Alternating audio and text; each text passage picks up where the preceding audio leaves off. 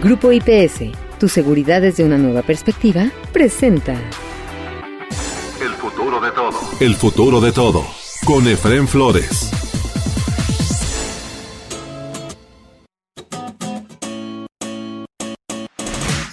Bienvenidos a El futuro de todo, el podcast que ve hacia adelante.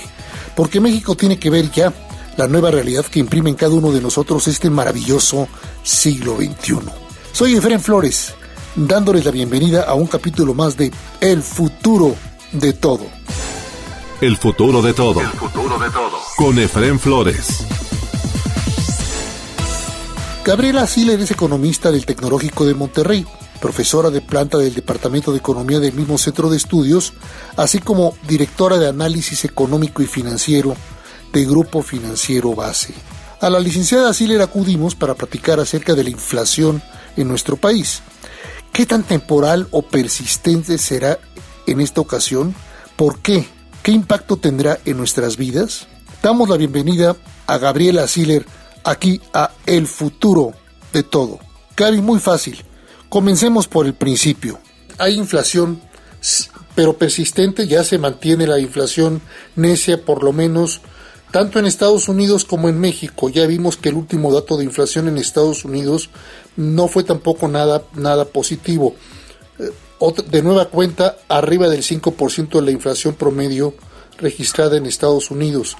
Y aquí en México seguimos teniendo un escenario necio de inflación al alza, presiones al alza, que de nueva cuenta el Banco de México subió la tasa de referencia.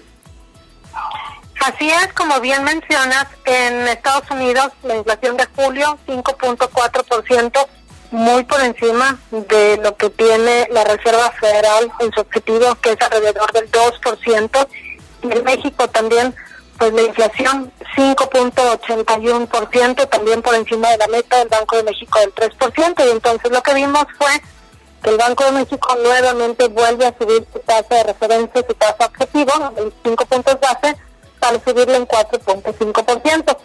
Y hay una discusión desde hace varios meses que si la inflación es temporal, que si solamente es un efecto de baja base de comparación, que si luego se va a disipar, y que si es por la oferta o por la demanda.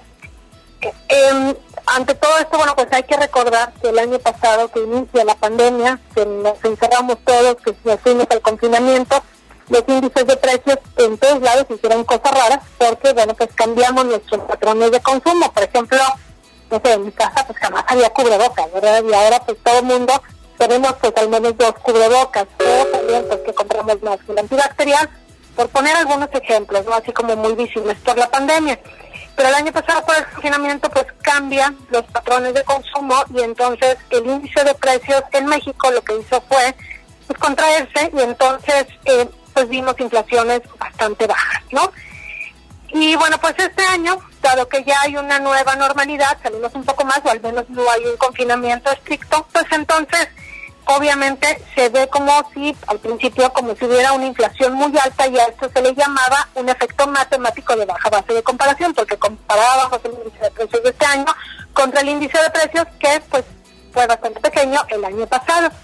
Y a esto es lo que se le llamaba la temporalidad de la inflación y que luego se va a disipar y no pasa nada. Sin embargo, con la pandemia lo que hemos visto es una desincronización de la economía global en las cadenas de suministro, donde pues ahora inclusive cuellos de botella, porque bueno, pues muchas empresas quisieron reinventariarse todas al mismo tiempo y obviamente pues esto generó cuellos de botella. Luego volvemos a ver ciertas restricciones en China, por ejemplo, pues es un centro de comercio internacional muy importante y entonces empieza a haber también escasez de algunos productos. Tú sabes que la escasez, bueno, pues es por la de la oferta y genera incrementos en los precios. Entonces, bueno, pues mucha gente empezaba a decir, ok, el efecto matemático de baja base de comparación de la inflación se va a disipar, ya se está disipando, ahora tenemos esto del lado de la oferta, pero pues al ser un choque de oferta también va a ser temporal.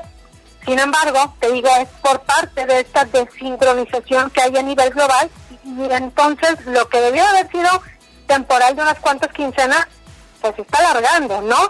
Y ahora vemos inclusive al mismo Banco de México que junto con su anuncio de política monetaria ahora presenta también las proyecciones de inflación hacia finales de este año y el siguiente año, pues que espera que sea hasta el 2023 cuando se alcance el objetivo puntual de inflación del 3%. ¿Todo esto qué implica? Pues que ya no fue tan temporal, ¿no?, la inflación, y que aunque sea del lado de la oferta, precisamente porque se debe a una desincronización causada por la pandemia, otra de las cosas también es que el precio internacional de los commodities ha subido significativamente. Pues como la pandemia no ha terminado, pues obviamente tampoco va a terminar rápidamente todo esto que está sucediendo. Y entonces, pues espera que la inflación en México termine alrededor de 5.82%, que todo el primer trimestre del siguiente año esté por encima del 5% y que luego ya empiece poco a poco a disminuir. Pero pues ya estamos hablando de inflaciones altas, al menos este y el siguiente año. Para el caso de Estados Unidos también se estima que este año tendrán una inflación promedio alrededor de 4.3%, la mayor inflación promedio anual en 30 años. Y aunque es un problema importado, tanto para el caso de Estados Unidos como para México, pues sí, esto pues repercute en las decisiones de política monetaria. Ahora, en el caso de Estados Unidos, la política monetaria es un tanto distinto como se maneja, porque allá, pues lo primero que se espera es que empiecen a reducir las compras mensuales de bonos, es decir, que el dinero que la Reserva Federal inyecta a su economía sea cada vez menor, y que sea hasta el 2022 cuando empiecen a subir las tasas de interés. En México, pues se tiene que hacer antes porque es distinto el proceso de formación de precios, y además, pues en México como que todavía queda esta memoria o reminiscencia de las altas inflaciones que vivía nuestra economía en la década de los 80, por lo que aquí se tiene que actuar más rápidamente. Inclusive lo que vemos también es que en la economía mexicana, cuando sube el tipo de cambio, sube el precio de los commodities a nivel internacional, la inflación sube, pero si el precio de los commodities y el tipo de cambio baja, la inflación no se desacelera inmediatamente, hay como un efecto rezago de varios meses, y en cambio en Estados Unidos suben los commodities, sube la inflación, bajan los commodities, se desacelera la inflación casi inmediatamente, por eso es que aquí se tiene que actuar más rápidamente. Entonces, aunque sea una inflación del lado de la oferta, donde pues teóricamente la política monetaria pues no tiene mucho que hacer, el hecho de que se esté alargando, como lo ha dicho la misma Junta de Gobierno en el Banco de México, pues entonces ya se tiene que enviar una señal, y esta señal es precisamente el alza en la tasa de interés. Ahora, ¿cuáles son los mecanismos mediante los cuales funciona la tasa de interés? Ahorita son dos particularmente relevantes. Uno, el tipo de cambio, donde pues desde el hecho de que se espera que la tasa de interés va a subir, el peso empieza a apreciarse, y entonces para las empresas en México que tienen que comprar insumos denominados en dólares o en otra divisa extranjera, pues baja este costo, y al bajar este costo pues también desacelera la inflación. Y el segundo canal de transmisión son las expectativas, porque pues si todo el mundo ve el Banco de México está subiendo su tasa de interés, entonces esto implica que va a bajar la inflación, y entonces a la hora de poner los precios, quien vende al consumidor final, pues también piensa, bueno, va a bajar la inflación, no tengo que acelerarme ahorita con subir los precios, y se generan expectativas autorrealizadas donde nosotros mismos contenemos esta inflación. Así es, pero además, permíteme decirte una cosa, Gaby, además, a lo mejor tengo el cerebro medio chueco yo, pero yo creo que también hay una inflación, hay una presión ya por el lado de la demanda, y te voy a decir porque se están conjuntando en México y en muchas partes del mundo presiones por el lado de la oferta y por el lado de la demanda. Ajá. Por eso hay decisores dentro de Banco de México, y que fueron anteriormente participantes de la Junta de Gobierno de Banco de México, y que ya ahorita ya están jubilados, que dicen, bueno, cuidado, no hay que ser tan dovish, hay que ser hawkish, hay que ser más agresivos con la tasa de interés, y es por varios factores. Primero, me brinca mucho el estudio de Coneval, donde aumentó seriamente la pobreza en esos dos últimos años, en particular en el año pasado. Pero también me llama muchísimo la atención la reacción rápida del Fondo Monetario Internacional al distribuir mayor cantidad de derechos especiales de giro para los países, digamos, menos favorecidos. se modificó violentísimamente, como si nos hubieran detonado a todos una cantidad impresionante de bombas nucleares. Se detonó una nueva redistribución de la riqueza entre 2020 y lo que va de 2021. Y eso está provocando diferentes fenómenos a nivel internacional. La riqueza misma en Estados Unidos brutal por el efecto, digamos, de las medidas anticíclicas aplicadas allá, generó un exceso de liquidez que se ha estado moviendo en los mercados financieros de una forma que está afectando a todos los mercados financieros del mundo.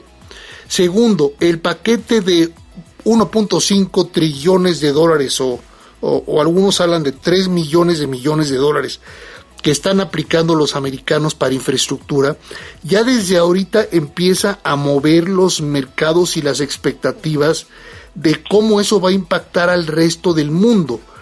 México, por ejemplo, se puede ver altamente beneficiada por ese paquete de infraestructura estadounidense, pero eso te empieza a presionar también los precios, tanto por el lado de la oferta como por el lado de la demanda, porque sabemos que nos van a llegar nuevas demandas de insumos y materias primas de Estados Unidos para producir, por la necesidad que vamos a tener dentro del TEMEC de cubrir parte del desarrollo en infraestructura de Estados Unidos. Y en segundo lugar, también va a haber más desarrollo de infraestructura que seguramente van a querer en Estados Unidos que México tenga como parte del TEMEC. Por último, yo te agregaría nada más también que ya en esta nueva normalidad en la que estamos viviendo, tal vez no nos dimos cuenta, no te das cuenta, tú no me doy cuenta, yo como seres humanos, como padres de familia, pero hemos cambiado drásticamente nuestros hábitos de consumo respecto a 2019 y 2018. Simplemente te voy a poner el ejemplo personal, ¿no? O sea, yo ya compro mucho, todo por casa. Aquí ya compramos todo en casa. No vamos al supermercado, no vamos a muchas tiendas que antes íbamos. No vamos de shopping como antes íbamos. ¿Por qué? Porque nos sigue dando miedo el coronavirus. Claro. Eso está provocando desplazamiento en los movimientos de los mercados de dinero que no había en 2018 y 2019. 2018, para ser crudos, estábamos todavía en el siglo XX y con los manuales de consumo y de producción del siglo XX. Hoy por hoy ya estamos revisando los manuales y los nuevos modelos económicos del siglo XXI. Sí, tienes toda la razón, inclusive como bien comentas, el exceso de liquidez a nivel global, toda la liquidez que, pues la Reserva Federal y otros bancos centrales grandes en el mundo, como el Banco Central Europeo, pues obviamente eso genera distorsiones y cambios en los precios. Exacto. Por ejemplo, el maíz, vemos que lleva 70% de incremento en los últimos 12 meses, el acero, 300%. Ya no son normales, ¿no? Esos incrementos ya no son normales. No, ya no son normales. Y pues aunque esto impacta primero los precios del productor, pero tarde o temprano van y les pegan también a la inflación del consumidor. Y por ejemplo el maíz, pues ahí sí que es importantísimo para la economía mexicana. Y por el otro lado también de la demanda, tienes toda la razón, con la reapertura económica, sobre todo el sector servicios, pues se genera una mayor demanda y entonces pues empezamos a ver también que suben ahí los precios. Y tú y yo sabemos que el sector servicios tiene mucho más que ver con la economía interna del país que con la economía externa. Así es, y entonces, pues estamos hablando de efectos. Por el lado de la demanda, sector servicios, y del lado de la demanda internacional, pues con el precio internacional de los commodities, y también por el lado de la oferta, ¿no? Con la escasez de algunos productos, con cuellos de botella, en fin. Y pues ¿cuándo se va a terminar esto? Yo la verdad es que me atrevo a pensar que pues inclusive pudiéramos tener una cuarta ola de coronavirus. Digo, yo no soy médico, pero pues lo que hemos visto es precisamente que en las vacaciones, después de las vacaciones es cuando se dan las olas, como lo que estamos viendo ahorita. Y si a México entran libremente los viajeros internacionales, pues seguramente en año nuevo vendrán más viajeros internacionales y luego en el primer trimestre del 2022 pues estamos viviendo la cuarta ola. Lo cual pues es peligroso para México por el bajo número de personas completamente vacunadas que hay en nuestro país, y esto pues sigue poniendo en riesgo a la economía. Y bueno, por una parte, pues ya habíamos platicado en otra ocasión de, bueno, pues una recuperación un tanto lenta, y por otro lado, pues también con una alta inflación, en donde, pues de las dos políticas económicas que hay, la fiscal, pues prácticamente estuvo ausente. En el caso de México, solamente 0.36% del PIB fue lo que se aplicó. Y la política monetaria, pues ahorita hemos visto ya dos alzas del Banco de México, en donde pues no van a impactar inmediatamente la demanda interna, pero sí en el mediano largo plazo. Y entonces ahí pues lo mejor sería, pues obviamente que fueran las dos políticas complementarias, pero bueno, pues el Banco de México obviamente tiene que estar enfocado en lo que es su objetivo, que es mantener la inflación baja y estable alrededor del 3%, y bueno, pues todo parece indicar, por las condiciones globales, por la desincronización del coronavirus, la reapertura del sector servicios, pues que será hasta el 2023 cuando regresemos a esta meta de inflación del 3%. Así es. Y si te fijas, además también ya bajó las expectativas de crecimiento económico de nuestro país, por ejemplo, la Secretaría de Economía, en voz de su propia secretaria, esto que dijo, bueno, para el próximo año ya no traemos el crecimiento superior al 6%, traemos una expectativa de crecimiento cercana al 5.6, por ahí dijo, no recuerdo el dato. Lo dijo directamente la secretaria de Economía. O sea, aún el gobierno ya está comenzando, no en la Secretaría de Hacienda, pero sí en la Secretaría de Economía, a ajustar a la baja el crecimiento, porque no, o sea, es imposible pensar que vamos a tener este año un rebote tan brutal como algunos estaban esperando. Va a haber también efectos perversos que empiecen a castigar el crecimiento esperado de la economía 2021. Y para 2022 va a ser lo mismo, ¿eh? Sí, inclusive, bueno, pues este año nosotros en Grupo Financiero Base traemos una expectativa con un crecimiento de entre 5.8 al 6.7%, que no deja de ser un efecto rebote después de que cayó la economía 8.5% la semana. Natural, claro. Es solamente un rebote, una recuperación incompleta. Pero déjame decirte, Fren, inclusive, que pues existen muchos riesgos para el crecimiento económico, como lo es obviamente la inflación, que ahorita mencionamos. Por otro lado, también está la escasez de productos, chips, semiconductores. La industria automotriz es muy importante para México, porque representa una tercera parte de las exportaciones. Y lo que hemos estado viendo es que precisamente por esta falta de chips semiconductores, pues está restringiendo las exportaciones, ¿no? Y bueno, entonces hay muchos riesgos asociados con la pandemia, otros riesgos también asociados con la política económica de México. Y para el siguiente año creemos que, pues en un escenario favorecedor, estaremos creciendo alrededor de 2.5%, y que todavía con esto no alcanzaremos a recuperar el PIB que se tenía antes de la crisis del coronavirus. Que además, déjame decirte que en el 2019, pues tú sabes que la economía mexicana cayó muy poco, pero finalmente cayó. Fue un año en el mejor de los casos mediocre. Sí, y entonces ahí ya se veía una divergencia contra la economía de Estados Unidos, es decir, pues algo se está haciendo mal, o se estaba haciendo ya mal en la economía mexicana. Ya veníamos con un declive, y con esto del coronavirus, pues obviamente termina más afectada.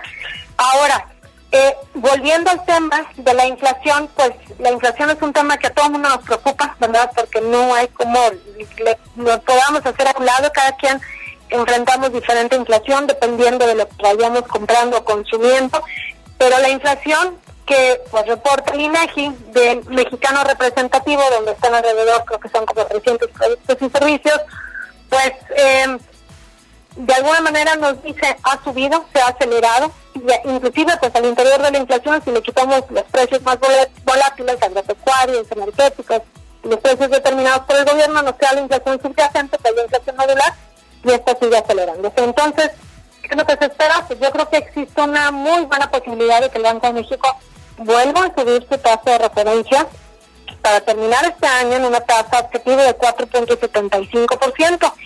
Y a lo mejor el siguiente año nada más la suba a 25 puntos base. Habrá que ver qué tan acomodaticio, o sea, qué tan dovish se comporta Arturo Herrera, o qué tan hawkish, es decir, qué tan restrictivo. Y bueno, pues lo que hemos visto es una junta de gobierno bastante dividida, donde han sido los mismos dos subgobernadores que han votado por mantener la tasa de interés los mismos de sus gobernadores junto con el gobernador que han votado por subir la tasa de interés. Pero a partir del 1 de enero entra Arturo Herrera y, digo, esa es mera especulación mía, me da la impresión que a lo mejor pues no va a querer subir la tasa de interés a menos que haya muchísimas presiones inflacionarias, y entonces con esto a lo mejor pues en México podríamos estar viviendo pues durante un largo tiempo a lo mejor inflaciones un poco más altas de lo que estábamos acostumbrados. Así es. Ahora, lo que yo creo que sí son dos cosas. Primero, hay que ver cómo se comporta Arturo Herrera como gobernador del Banco de México, si sigue siendo más obediente a lo que le diga Palacio Nacional o sigue siendo más obediente a lo que debe de ser la política ortodoxa de un banco como el Banco de México, ¿verdad? Así es. Ahora el Banco de México pues ha tenido muy buena reputación durante muchos años. Es así que han logrado disminuir la inflación. A lo mejor no todo el mundo se acuerda, pero en la década de los 80, pues México tenía altísimas inflaciones, ¿no? Yo me acuerdo cuando estudiaba economía por allá de los 90 y que decían que el Banco de México ya va a ser autónomo y la inflación va a llegar a un solo dígito, y pues parecía como algo imposible para la economía mexicana y lo han logrado, ¿verdad? Entonces, pues ojalá que siga esa buena reputación del Banco de México, porque precisamente en base a esa buena reputación es que les ha funcionado la conducción de la política monetaria y se ha conseguido el objetivo en México de tener una inflación baja y estable. Claro, y a lo mejor te tocó a ti cuando estabas de estudiante, que el director general del Banco de México, en aquella época todavía no gobernador, era Miguel Mancera Aguayo. También. Que era un personaje, era un semidios.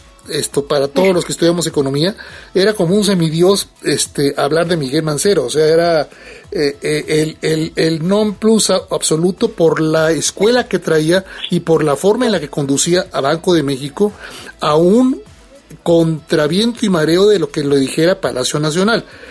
Eso fue como se comportó, y ese es el prestigio de Banco de México, que yo espero que se dé cuenta qué prestigio arrastra y calidad de Banco Central arrastra México, y que con esa dignidad también se comporte Arturo Herrera como gobernador ahora del banco. Yo creo que sí lo va a hacer, sabe que es importantísima la conducción de la política monetaria para México. Y lo sensibilísima que es, ¿no? Sí, y como bien mencionas, inclusive, sobre todo a partir de que el Banco de México se hace autónomo del gobierno el 1 de abril de 1994, a partir de ahí es donde empezamos a ver pues como una renovada reputación del Banco Central. Yo creo que va a ser así, nada más hay un poco de especulación ahorita, pero seguramente pues en el primer trimestre ya veremos, y bueno, pues ojalá que también termine pronto la pandemia, porque al terminar la pandemia pues terminará esta desincronización en la economía global que tantos problemas ha traído, tanto a la parte del Producto Interno Bruto como también a la parte de la inflación. ¿Te preocupa tu seguridad o la de tu empresa? ¿Necesitas oficiales de seguridad, protección ejecutiva, monitoreo personal o vehicular? No te preocupes. Con Grupo IPS, empresa mexicana en seguridad privada, tu seguridad desde una nueva perspectiva tiene lo que necesitas. Además, son especialistas en alarmas y seguridad electrónica. GrupoIPSMexico.com. No podemos tener un futuro de todo y para todos los mexicanos sin defender y velar desde hoy ese futuro tan promisorio para nuestro país. Por desgracia, los fenómenos globales como la pandemia, la escasez de algunas materias primas tan importantes para el desarrollo económico y social en este siglo, como el litio, la explosión en la demanda de otros productos, materias primas, que se tornan centrales en la nueva economía, como el acero, renuevan las presiones inflacionarias. Vaya, hasta los chips están teniendo problemas. Por fortuna hemos surcado esos mares en el pasado y a ellos sabremos enfrentarnos también en el presente. Más aún, los requerimientos de las economías circulares, de nuevos modelos económicos, del innovismo, como ahora suele llamarse, al efecto agregado de las innovaciones en el planeta y en nuestra especie.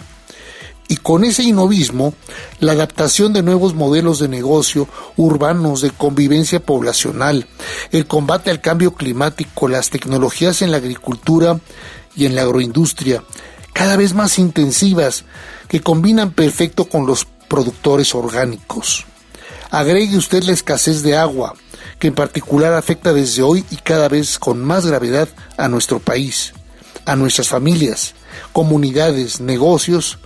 nos obliga a ser innovadores, inventivos, canalizar más recursos a la investigación, al desarrollo, para innovar en el campo de tal forma que éste sea más autosuficiente, que aproveche mejor el agua y otros recursos. Al mismo tiempo necesitamos hoy, no mañana, innovar en métodos para generar agua con métodos modernos que demandan tecnologías modernas que ya aplican en Chile, en Doha, también en Emiratos Árabes Unidos, en pleno desierto e inclusive para la desalinización del agua de mar, así como técnicas eficientes de recuperación de aguas de lluvia y aguas grises. ¿Y qué decir de las energías limpias como la eólica, la solar, la geotérmica, la maremotriz, que tanto poder claman desde ya en nuestro país? Más eficientes, más baratas, además de que contaminan un mínimo en comparación con los combustibles fósiles. La suma de todo lo anterior y más es central para el combate al cambio climático, óptima convivencia con ecosistemas, cambios en hábitos de vida y consumo. Nada de esto puede ser ya con fines políticos. Todo con la intención de generar mejores formas de vida para los pueblos de nuestro país, movilidad, inclusión, para sus regiones, para intercambiar recursos, conocimiento con nuestros socios norteamericanos. Nunca olvidar que del Suchiate a Alaska, 3 naciones constituimos la región más extraordinariamente poderosa del orbe. Todo podemos hacer y desarrollar si entre todos nos ponemos de acuerdo para tener un mejor nivel de vida en todos sentidos. Ese es el reto 21. En esta charla que sostuvimos con Gaby Siller, presentamos tan solo los más sencillos y evidentes: la inflación, las crisis, las plagas, fenómenos que todo indica serán persistentes en los próximos años. Pero si nos mantenemos resilientes como personas, en lo familiar, comunitario, cultural y en el intercambio múltiple de riqueza con nuestros socios y vecinos internacionales, alcanzaremos la compensación, la protección, y habremos de desafiar a nuestros propios desafíos, es decir, habremos de tener éxito frente a este estrés integral que se nos presenta en el siglo XXI. Muchas gracias a Gaby Siller y a Banco Base por haber platicado con nosotros aquí en El Futuro de Todo. Si a usted le interesa conocer más acerca de los estudios económicos y financieros de Gaby Siller y de la institución donde ella labora, visite el sitio Twitter de Gaby, @GabySillerP, o el sitio internet de Grupo Financiero Base, www.bancobase.com. Para su comodidad, ambos aparecen en la portada de este podcast específico de El Futuro de Todo. Eso es todo por hoy en El Futuro de Todo en México y de cara al mundo. La realización y producción de este podcast, El Futuro de Todo, está a cargo de Mario Díaz y su equipo en redes. Un servidor, Efrén Flores, se despide de ustedes esperando contar con su presencia en el próximo de nuestros podcasts de El Futuro de Todo. Hasta entonces. Grupo IPS, tu seguridad desde una nueva perspectiva, presentó El Futuro de Todo. El Futuro de Todo. Con Efrén Flores.